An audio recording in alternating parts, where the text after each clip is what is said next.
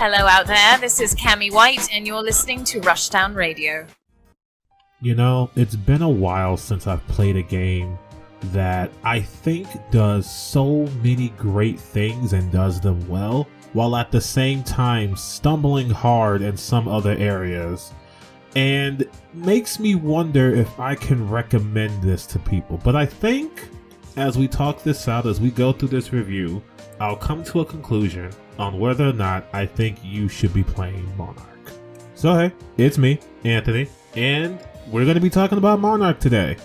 This game, I can't say that it was something I was wholly anticipating or something, and like I was on the edge of my seat about, but I am glad I have played through it and I am able to talk about it because this is an interesting game, for better or for worse. And we're going to get into it as we do in typical fashion, and we're going to start with the story. The game opens up with you, the nameless protagonist, losing a fight. Shortly after you lost a fight, you will wake up in the dean's office of a school and you'll be asked a few questions. These questions will affect some stats that we'll talk about a little later, and after that you are put into the game proper. You are quickly introduced to the problem of the world, which is the mist. Prolonged exposure to the mist causes people to hallucinate and go a little crazy, and it is your job to pretty much stop the mist. You are told pretty quickly that the reason why the mist exists is because of what are called Pactbearers, people who have special powers that can affect other people, and through some other convoluted means, the game explains it pretty well, it's just a lot, they are causing a distortion which causes the mist, which causes people to go crazy. Thus, you have to destroy the pact of the Pactbearers and pretty much close up the hole that's causing the mist and bring everybody back to normal. And wouldn't you know it, the pacts are based off these 7 deadly sins. You are also a Pactbearer. You are not one of these 7 deadly sins. I believe you are vanity or something obtuse like that. And you're told by the dean of the school, who is part of some mysterious lineage that has always watched over the school for reasons you will learn later. Hey, break the pacts, save the school. After you have taken down the first Pactbearer, the school pretty much opens up and you can take on Pactbearers however you see fit, bringing with you characters as you see fit. And it's kind of a freeform way of taking down the other 6 deadly sins. I like it. I mean, there's nothing wrong with it. It's just, it does sort of open up the problem of backtracking that this game seems to have quite a bit of. And it's not something that really bothered me that much, but it is something that can bother you from how much you backtrack to deal with other Pactbearers, solve mysteries, talk to people, so on and so forth. One of the things this game really encourages you to do is to talk to literally everyone. Some people give you personality tests that may change your stats of your personal 7 deadly sins. We'll talk about why in just a second. Some people have really obscure clues to a mystery you may be trying to solve. Again, something we'll get to in just a second. And it really wants you to talk to every single person you come across, because each person gets a profile, and in that profile you may get some sort of a clue for something you're trying to do. If you're trying to find some kind of password that you have to manually put in that you can't just guess, or if you're trying to search for somebody, oftentimes solutions to puzzles can be found right in somebody's profile. All you have to do is have that aha moment, look through that profile, and bam, there's your answer. But that may not always happen if you aren't talking to literally everyone. Another factor in play is the mist that we talked about earlier. The mist is sort of a time limit for you to explore the school, because if you're in there for too long, you're sent to the infirmary and you pretty much have to start the dungeon over again. And it also has an effect in battle. When we talk about battle, we'll talk about that. I never really got to the point where I hit 100% madness or anything like that, but that also kind of leads back to the fact that sometimes you need to solve puzzles quickly, have all the information that you have at your fingertips, or else you'll just be running around in the mist and eventually end up having to start over. Now comes probably the most complex thing about the game, all that stuff I've been saying we'll talk about later about, is the battle system. There's a lot going on under the hood with the battle system and the way you deal with units. First and foremost, you do not gain experience. Experience is not a thing in this game. What you do is you gain what's called spirit. You can find spirit in random trash cans for some reason as you explore the school, but you'll get most of it through battle. The better you do, the more you get, and trust me, you want to do as well as you can in battle. Don't let characters die. Finish off your objective as soon as possible, because this game's grading is pretty strict. Now, as far as spirit, you use that spirit to unlock moves and unlock stat boosts inside of your character tree, and that's pretty much how you gain levels. Now, the game wants you to prioritize building up your protagonist as well as what are called fiends. Fiends that are based off the 7 deadly sin personality test that you've been taking up till now. And not so much your companions, because your companions change pretty often, but you'll always have the same fiends that you have with you that'll also have their own equipment and their own move sets that they also have to have build up. It's a game of how much should I build up my companion, because who knows if I'll see them again. You probably won't. And how much should I allocate to people who are permanent?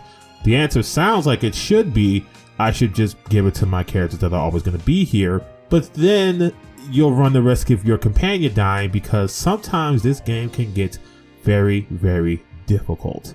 This game has quite a difficulty spike out of absolutely nowhere, and you're going to need all the help you can get from your best units. So it's kind of a tug of war on who you should prioritize. Personally, I like that the answers aren't so cut and dry, and then it lets you kind of experiment a little bit. It does allow you to respec, but you don't get all that spirit back. So, like I said, it's something that you'll have to consider moving forward. It's a very strategic way of leveling up characters and saying to yourself, okay, who do I need to be strong? Who do I need to just kind of be not as strong? But the one thing you'll always know is that your protagonist needs to probably be the strongest, because if he dies, then it's game over. One last thing to know before we move on is that this game doesn't have traditional dungeons per se. What you'll be doing is exploring the school and looking for an entry point into the Otherworld, which is where you do your battling and find the crystals that tie the Pactbearers to the demon that they had a pact with. And once you found all the passwords, solved all the puzzles, got people to move out of your way, you'll find a stack of phones for which you will need to use your own phone to dial a special number and get into the world.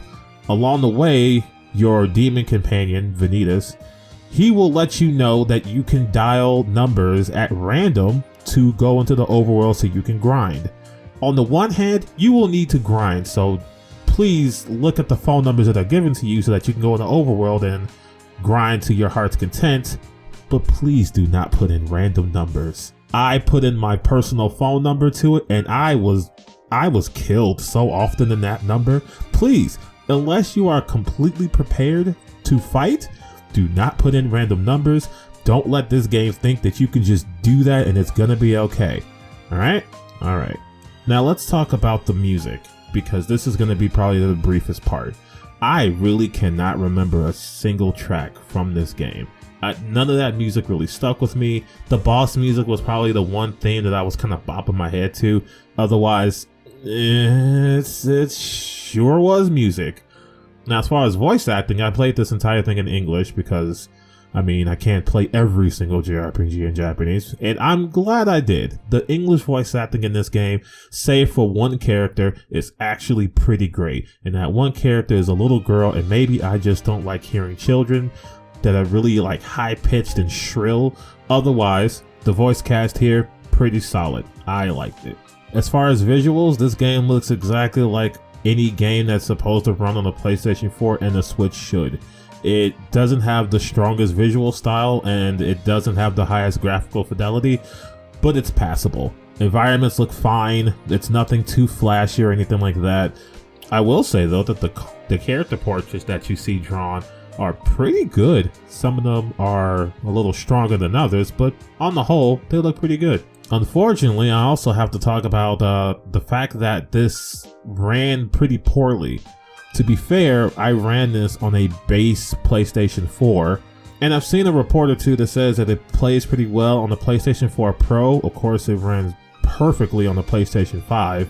I have no idea how it's run on Switch. I don't think anybody has played it on the Switch yet, to my knowledge.